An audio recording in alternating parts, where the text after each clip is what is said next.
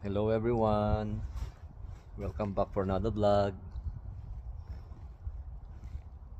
Ayan guys, nandito ako ngayon sa motorcycle garage guys.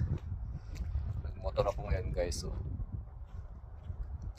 yan, may snow pa guys, madulas pa kalsada. Ako si Pasaway Ayun. Wala kasi akong trailer saka pick up. Para isakay ko sana tong motor ko guys. Magpapapalit kasi ako ng gulong, harap at likod. Yun.